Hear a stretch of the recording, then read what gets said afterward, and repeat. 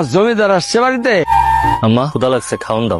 আরে বাবা রে, আমার জমিদার এসে গেছে। দাও দাও, খাওন দাও। বোমা, পোলাও কোরমা রান্না হয়েছে তোমার? দাও পোলাও কোরমা, কালিয়া কুর্তাম যা আছে সব তাড়াতাড়ি দাও। আমার জমিদার এসে পড়ছে। আরিয়া সিংহাসনটা নিয়ে আয়। লগে মনে করে একটা গামছা নিয়ে আসিস। জমিদারের ছোট পুত্র আইছে, হাত মুখ ধুবে বসবে। নিয়ে তোর ইন্টারভিউ কেমন হয়েছে? মুখ দেখা বুঝুন আমার ইন্টারভিউ কেমন হয়েছে। আমরা আপনার সাথে সময় মতো যোগাযোগ করব, এই কথাই তো কইছে, তাই না ভাইজান? শোন, তোর একটা কথা কই, এসব ইন্টারভিউ দিয়ে কোনো লাভ নাই। আমগুলোকে খেতে খাবারে কাজ কর, সংসারটার উন্নতি হইবে, ভালো হইব, বুঝছো? তা করবো কে? বাবু সাথে ঘুরে বেড়াইবো? এই করুন, এই তোর যে এত কষ্ট করে লেখাপড়া শিখাইলা, কি লাভ হইলো আমার? আশেপাশে সব পোলাপানের চাকরি হয়ে গেছে, আর তোর চাকরি হয় না খাই? বুড়া বাপের কান্দে বসে কতদিন খাবি? আর খাইতে দাও, পেট ভরে দাও, গিলু। মা তুমি খাবার খাওন দিবা? আমি কি তোর বাপের চাকর? নিজে লইয়া খাইতে পারস না? আমার শার্টটা একটু ধুয়া দিস তো বোন, কালকে আরেকটা ইন্টারভিউ আছে। শোনো ভাইজান, আমি না তোমার চাকর না। কালকে সকালে কলেজের একটা পিকনিক আছে, 3000 টাকা চাঁদা ধরছে। বড় ভাইজানে কইছে 2000 টাকা দেবো, 1000 টাকা তুমি জোগাড় করে দিতে পারবা? আবার কই শার্ট ধুয়ে দিতে।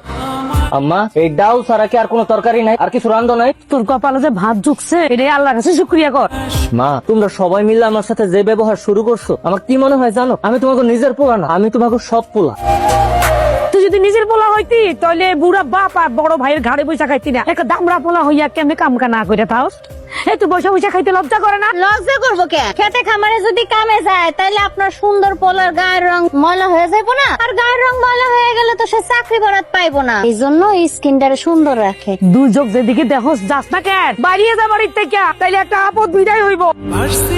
কি ব্যাপার, মন খারাপ করে বয়ে আসছো কেন? বুঝতে পারছি ইন্টারভিউটা ভালো হয়নি, তাই না? আরে বাবা, এতে মন খারাপ করা কি আছে? আইস হয়নি, কাইল হইব। আমার মনে হয় না সেই কাইলটার কোনোদিন আইব।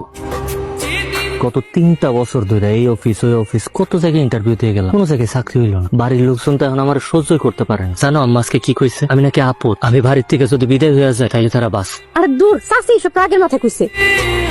তুমি কিন্তু হাল ছাইরো না, আর কেউ থাকুক না থাকুক, আমি কিন্তু তোমার পাশেই আছি। আমার বিশ্বাস একদিন তোমার ভালো একটা চাকরি হইব। এই না আবার আনছো? আবার তাবার কি, ইন্টারভিউ দিতে গেলে একটু ফিট ফাট হয়ে যাইতো। তা তোমার বাইরে আর কতদিন পুষবা? তো কোনো কাম কাজে মন নাই, যেদিন ইন্টারভিউ না থাকে সেদিন তো তোমাকে লোকে খেতে যাইতে পারে, তাহলে তো একটা কামলার টাকা বাচ্চা যায়। আচ্ছা, এটা কি আমি কই না? প্রত্যেক দিনই তারে কইতাছি, কে শোনে কার কথা? ওর যেহেতু চাকরি দরকার, তাহলে একটা গার্মেন্টসেও তো চাকরি নিতে পারে। কি কইলা তুমি? তাই করবো গার্মেন্টস চাকরি? ওরে বাবা রে বাবা বাবা, সে হইব অফিসার। বোঝো নাই ব্যাপারটা? এসব অফিসার গিরি করতে করতে দেখবা কোন দিন কে কান পড়া দিছে, পরে বাপের জমি এসে ভাগ চাইবো। কি রে ভাত খাইছো? তুই খাইছস? কালকে সকালে তোমার ইন্টারভিউ, খালি ডাল দিয়ে যে হাড়ির তলা নিয়ে ভাত খাইবা না, ওটা আমি ভালো করে জানি। আচ্ছা, জান্নাতাপুর কাছ থেকে তুমি নয়া শার্ট প্যান্ট আনবা, এটা আমার আগে করলি তো পারতা। আমি কষ্ট করে তোমার পুরান শার্ট ধুইতাম না? পানি জগটা দে তো। নাও, খা, উদ্ধার করো। খাস না কেন? খা। একটা বার খোঁজ লইছস যে আমি ভাত খাইছি কিনা? আমি খালি বকাই দেই, খালি বকা জগাই করি, আর করুন না কে? তোর যে এত লেখাপড়া করাইছি, আমি কিলা বুঝছে কত? তোর বাপে গরু ছাগল বেচে তোর আই বিয়ে পাস করাইছি, আর এই বুড়া মানুষটা এখনো খেতে খামারে কাজ করে। এই তোর কি একটু মায়া হয় না? তোমার কি মনে হয় চাকরি পাওয়াটা খুব সোজা? চাকরি পাইতে গেলে একটা খুঁটি জোর লাগে। আমার তো আমার বাপের গোষ্ঠী, আমার মার গোষ্ঠীতে এমন কেউ নাই যে আমার একটা চাকরি দিয়ে দিব। আর তোমরাও তো হাতে 20 লাখ টাকা নিয়ে বসে থাকো নাই, যে টাকাটা ঘুষ দিমো আর একটা চাকরি লয়ে আলুম। তুই চাকরি আসা ছাইরা দে, খেতে খামারে কাজ কর। আমি তো কম চেষ্টা করতেছি না মা।